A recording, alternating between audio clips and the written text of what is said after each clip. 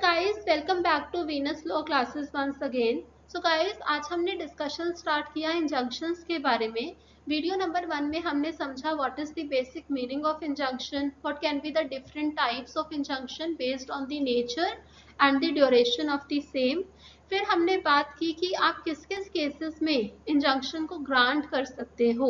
सो हमने जैसे Gujarat bottling company उसके केस के बारे में बात की. मैंने आपको केस लिस्ट प्रोवाइड करी कि आप टेम्परेरी इंजंक्शंस में इन केसेस पे रिलाई अपॉन कर सकते हो while answering the mains questions. फिर हमने बात की कि सीपीसी में कौन कौन से प्रोविजंस हैं जो इंजंक्शंस की रेमेडी से डील करते हैं. अगर आप इसको फॉलो नहीं करोगे तो क्या क्या कॉन्सिक्वेंसेस देखने को मिल सकते हैं. आज की हम वीडियो में बात करेंगे जो डायनेमिक इंजंक्शन, एंटरपिलर ऑर्डर, ये क्या होते हैं. So meaning thereby new forms of injunctions, इसके बारे में बात करेंगे. So let's start with the video. सबसे पहला है एंटरपिलर ऑर्डर. सो केस का नेम है Anton Piller KG manufacturing processes limited. इस केस से हमने इसको फॉलो करना स्टार्ट किया. सो गाइस, किन केसेस में हम इस ऑर्डर को देते हैं पहले इसको समझते हैं. सो ये मेनली दिया जाता है इंटेलेक्चुअल प्रॉपर्टी राइट्स के केसेस में, कॉपीराइट, पेटेंट, जब इन केस ये वाले केसेस हमारे सामने आते हैं. So, interpleader order is especially used in intellectual property cases that enables one party to gain access to the premises of the another. तो आप इससे क्या कर सकते हो, you can access to the premises, property of the another party. और उसका purpose क्या होता है, what is the purpose? For the purpose of inspection, search and confiscation of infringing material. तो अगर सपोज करो कि आपका एक किसी मूवी पे कॉपीराइट है और अगर उसको कोई आपका जो कॉपीराइट है उसको इन्फ्रिंज कर रहा है, तो कुछ कैसेट्स एक्सेट्रा है, सीडीज है, तो आप क्या कर सकते हो, डिफेंडेंट की प्रॉपर्टी को सर्च कर सकते हो. और ये क्या हो सकता है, as a consequence of that आप कॉन्फिस्केट कर सकते हो ऐसी सीडीज को जो आपके मटेरियल को डुप्लीकेट कर रहा है, जो आपके कॉपीराइट को इन्फ्रिंज कर रहा है. So this is common practice with the aid of impeding the obliterating और displacement of vital evidences. These orders are usually made ex parte.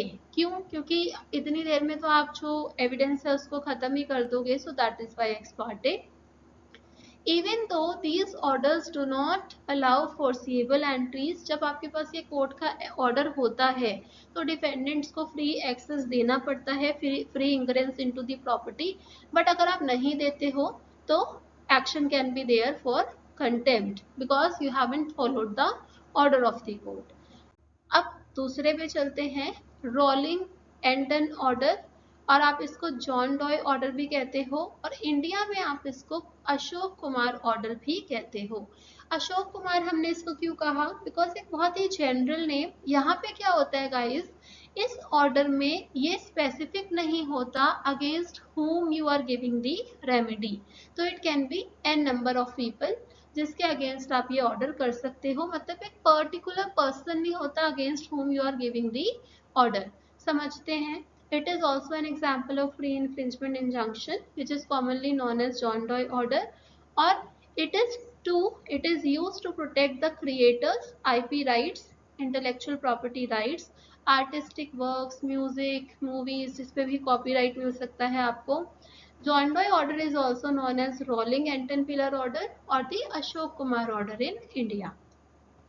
सबसे पहले ये दिल्ली हाई कोर्ट ने इंडिया में लेकर आए थे. दिल्ली हाई कोर्ट ने इसको इशू किया था. किस केस में, Taj television limited and others versus Rajan Mandals and another 2003. Guys, ये बहुत ही इंपॉर्टेंट केस है तो आप इसको केस का नोटिंग कर लीजिए. Taj television limited case. John Doe order एक ऐसा ऑर्डर होता है which is passed against the world at large, क्योंकि मैंने आपको बताया है कि इसमें कोई पर्टिकुलर पर्सन नहीं होता. This is N order, kind of type of legal order that allows a person or entity to take legal action against unknown parties. Unknown parties के against भी आप इसको कर सकते हो. This type of order is often used when the identity or the entity which is being sued it is unknown. अब आपको पता नहीं होता कि किसने करा है, but इन्फ्रिंजमेंट हुआ है आपके राइट का, so in those cases you go for this remedy. तो जैसे अनोनिमस इंटरनेट यूजर्स के अगेंस्ट आप कर सकते हो। तो अब आगे चलते हैं। So, given the ambiguous nature of the defendants, etc., and in most cases the urgency of the matter, these proceedings have generally taken place ex parte. Similarly, accordingly, these orders have to be renewed and extended periodically. So, ये आपको मैंने पहले ही बता दिया कि this is the first order of the Delhi high court. तो इसमें क्या हुआ था, जो कुछ अनलाइसेंस्ड केबल ऑपरेटर्स थे उन्होंने क्या किया था, अनलॉफुल ब्रॉडकास्टिंग कर दी थी। हालांकि जो एक्सक्लूसिव राइट था टू रिप्रोड्यूस और टू ब्रॉडकास्ट वो किसके पास था, प्लेंटिफ के पास, लेकिन डिफेंडेंट्स ने इसको अनलॉफुली किया। सो दैट इज वाई अब सारे के सारे केबल ऑपरेटर्स को ढूंढना किस किसने किया और कोर्ट तक पहुंचाना ये बहुत डिफिकल्ट था।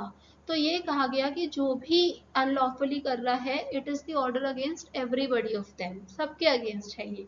सो आगे चलते हैं।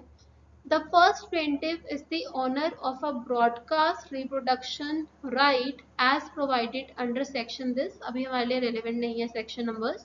The World Cup football matches ये begin हुए इसमें and the sum of the defendants are already unauthorizedly transmitting the 10 sport channel in India. तो जो प्लेंटिफ था उनका ये जो चैनल था 10 स्पोर्ट्स वो उनका था और उनके पास राइट था कि आप ब्रॉडकास्ट करोगे और सब इसको अनलॉफुली करने लगे और उससे क्या हुआ कि आपको रिवेन्यू जो जनरेट होना था उसमें लॉस हो रहा था।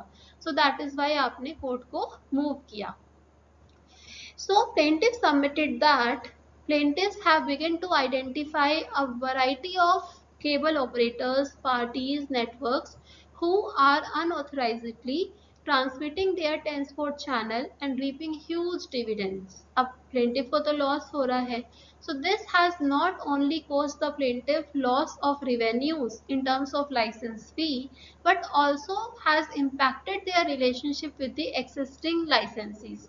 तो वो लोग कोई पागल थोड़ी ना है जिन्होंने लाइसेंस लिया है, तो उन्होंने licence fee they are paying, और अगर वही चीज अनऑथराइजली होगी, अनऑथराइज वे में होगी, सो प्लेंटिफ को तो नुकसान पहुंचेगा ही और उनके रिलेशनशिप को भी पहुंचेगा।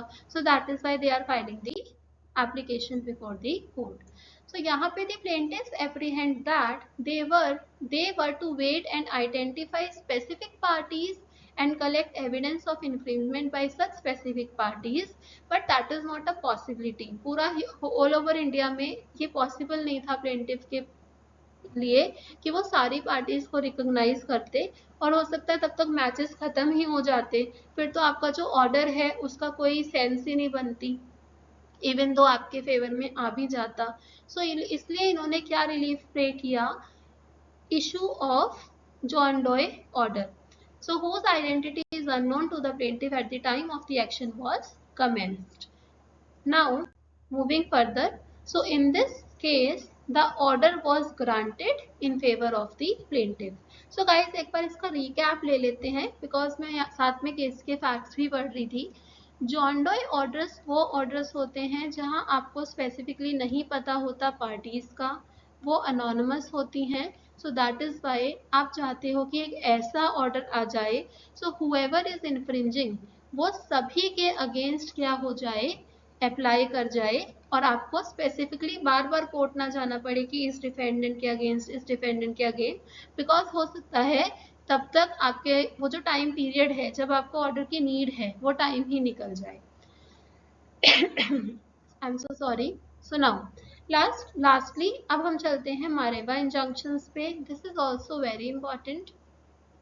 Commonly known as freezing order, interlocutory aid personal injunction. So इसको हम फ्रीजिंग ऑर्डर के नाम से भी जानते हैं। So, in the landmark judgment of Nippon Yusen Kasha versus Kara Georges, I know I'm not able to pronounce it, but आप इसको याद कर लेना निपॉन केस के उससे। इसमें क्या किया गया था, इसको फर्स्टली इसको रिकॉग्नाइज किया गया और इसको ग्रांट किया गया। फिर अब इसमें क्या होता है कि there is an implementation of asset preservation order. So guys, किसी भी डिक्री का फायदा कब है? When you can reap the fruits of a decree. कब? जब एसेट्स होनी चाहिए to satisfy your claim, execution भी तो हो। डिग्री हाथ में एक सर्टिफिकेट रखने से तो कुछ होगा नहीं। तो इसलिए यहाँ पे इस ऑर्डर में क्या होता है कि पहले ही, even before the order, before the decision of the court, assets को फ्रीज कर दिया जाता है, या फिर अगर सपोज करो कि बैंक अकाउंट है उसको फ्रीज कर दिया जाता है। So the defendants they are not able to deal with the property, assets, bank accounts, thereby ensuring their ability to satisfy a prospective judgment। prospective क्यों? क्योंकि जजमेंट अभी आई नहीं है।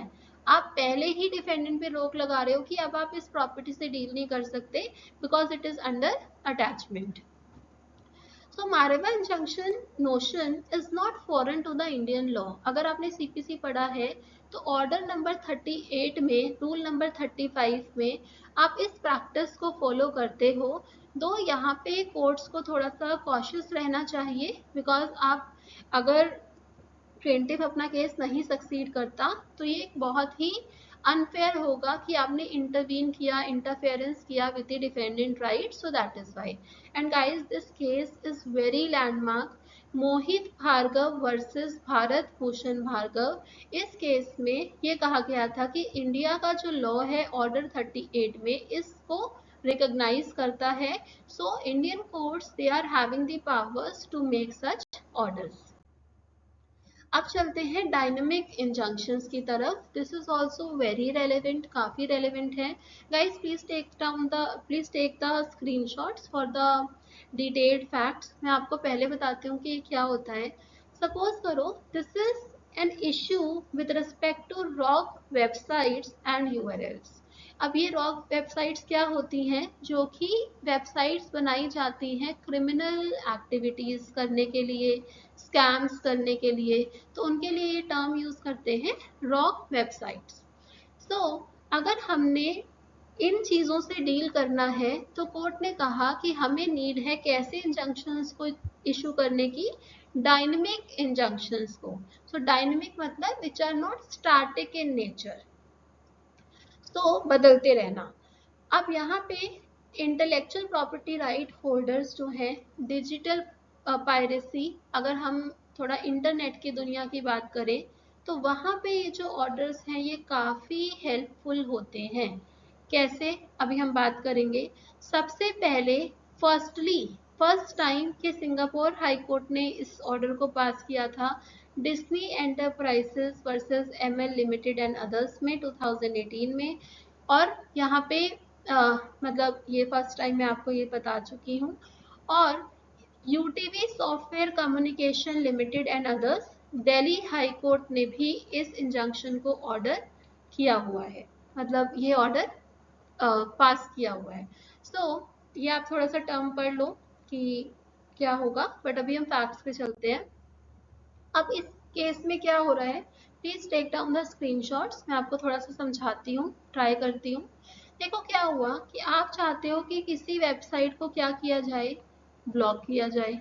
अब वेबसाइट्स पे तो काफ़ी कंटेंट हो सकता है। अब उस कंटेंट में से कुछ लेजिटिमेट भी हो सकता है, कुछ इलेजिटिमेट भी हो सकता है, अनलॉफुल कंटेंट भी हो सकता है। सो गाइस, यहाँ पे क्या कहा गया कि अगर सपोज करो कि आपने क्या किया कि एप्लीकेशन डाला कोर्ट में कि आप किसी यूआरएल को, किसी डोमेन नेम को, आप इसको क्या करना चाहते हो, आप इसको ब्लॉक कराना चाहते हो, या किसी आप वेबसाइट को ब्लॉक कराना चाहते हो। तो आजकल की इंटरनेट की दुनिया में क्या ये बहुत ही पॉसिबल नहीं है कि कुछ सेकंड्स में आप दूसरे डोमेन नेम को क्रिएट कर लोगे, दूसरे यूआरएल को क्रिएट कर लोगे, दूसरी वेबसाइट से सिमिलर कोई दूसरी वेबसाइट बना लोगे। So very easy. तो अगर हम किसी एक पर्टिकुलर वेबसाइट के अगेंस्ट ऑर्डर ले भी लेंगे तो वो पॉइंटलेस होने वाला है, क्योंकि विद इन अ सेकेंड्स आप ये चीज़ कर सकते हो, दूसरा डिफरेंट डोमेन नेम एक्सेट्रा बना सकते हो। तो यहाँ पे जो प्रेयर है वो ये है कि जो भी इनके जैसी मिलती जुलती मिरर वेबसाइट्स हैं, तो ये इंजंक्शन सिर्फ आपको एक बार इंजंक्शन मिला फॉर अ पर्टिकुलर वेबसाइट मिला, फिर अगर उसके बाद डिफेंडेंट कोई ऐसी मिरर वेबसाइट्स भी बनाता है, डुप्लीकेट वेबसाइट्स, तो ये इंजंक्शंस उस पे भी काम करे। तो दैट इज वाई हम यहाँ पे टर्म यूज कर रहे हैं dynamic in nature, not static, an injunction which is not static. So इसका भी आप स्क्रीनशॉट ले सकते हो। So the court has the jurisdiction to issue a dynamic injunction given that such an injunction constitutes reasonable steps to disable access to flagrantly infringing online location. This is because the dynamic injunction does not require the defendant to block additional files which have not been included in the main injunctions. ठीक है, तो जो भी main injunction में है और अगर उसी के जैसा सिमिलर आप कुछ क्रिएट करते हो तो वहाँ पे ऑर्डर अप्लाई होता है, पर कुछ बिल्कुल ऑल टुगेदर डिफरेंट चीज़ें हैं, वहाँ पे हो सकता है आप दोबारा आपको कोर्ट जाने की नीड पड़े। तो ये it merely blocks new means of accessing the same infringing websites. क्योंकि ये भी होता है ना कि आपने ऑर्डर पास कर दिया, अब दूसरी पार्टी कहती है कि ये तो freedom of speech and expression पे क्या है, वायलेशन हो रहा है, इन्फ्रिंजमेंट हो रहा है, तो कोर्ट को कॉशियस रह के बैलेंसिंग करनी पड़ती है। सो अब यहाँ पे कोर्ट ने कहा कि ऑर्डर 1 रूल 10 की एप्लीकेशन लगाकर ये पॉसिबल है कि आप बाकी के इस पे क्या कर सकते हो, अप्लाई कर सकते हो सेम थिंग को। नाउ अब चलते हैं किया टिमिट एक्शन। इसका मतलब होता है एन एप्रीहेंडेड इंजरी, कि अभी इंजरी हुई नहीं है, ऐसा कुछ कॉज अराइज नहीं हुआ जिससे आपको लगे कि हाँ जी इंजरी में रिजल्ट, बट आप फिर भी चाहते हो कि इंजंक्शन ग्रांट हो जाए। So a Kia timid action was first discovered in the English jurisprudence and it can be used when a plaintiff has not been injured yet, but it is feared or threatened to be hurt. तो guys वैसे तो कहते हैं कि जब तक cause of action थोड़ा arise ना हो जाए तब तक नहीं रेमेडी मिलनी चाहिए, बट कुछ केसेस ये भी डिमांड करते हैं टू अवॉइड डेंजर और expected violation of the rights of the plaintiff, but there has to be clear and strong proof that a real violation is likely to happen. तो अगर suppose करो कि एक आप मतलब कुछ आया कि यहाँ से ये हाईवे जाने वाला है, ठीक है, ये हम एग्जाम्पल ले रहे हैं, लेकिन अभी कुछ पास नहीं हुआ कि ऐसा हाईवे जाएगा या कुछ है, जो भी इनके मैप्स एक्सेट्रा होते हैं, अभी कुछ भी पास नहीं हुआ और आप कोर्ट पहुंच गए, तो यहाँ पे कोर्ट को देखना पड़ेगा कि मैटर कितना जा चुका है और क्या हम इसको अलाउ करें या नहीं करें, अगर आपको उससे प्रॉब्लम है तो। सो यहाँ पे the defendant hasn't done any damage yet, but he is threatening and planning to act in a way that will cause irreparable damage to the plaintiff to his property. ठीक है, the plaintiff has been compensated for the damage that has been done, but he claims that the action of the defendant could lead to more lawsuits in future. So दोनों ही cases में आप ये कर सकते हो। So Delhi high court ने इसको भी दिया था, मतलब ये वाला ऑर्डर भी पास किया था मार्च केस में। This is also very important case. तो बाकी फिर काफ़ी दूसरी हाई कोर्ट्स ने भी इसको एक्नॉलेज किया, but first Delhi high court का ही था। सो आई होप आपको किया टिमिट एक्शन भी समझ आया होगा कि आप ये तब इशू करते हो जब सिर्फ एप्रीहेंडेड डेंजर होता है, बट अभी कुछ ऐसा नहीं होता कि इंजरी हो गई है या फिर एप्रीहेंडेड है बस। सो गाइज आई होप आपको सारे इंजंक्शन समझ आए होंगे। Thank you so much. Please share the channel. I always make this request because I'm new to the YouTube thing. So अभी अगर आप सपोर्ट करोगे तो और अच्छी वीडियोस हम बना पाएंगे। So thank you so much. Take care.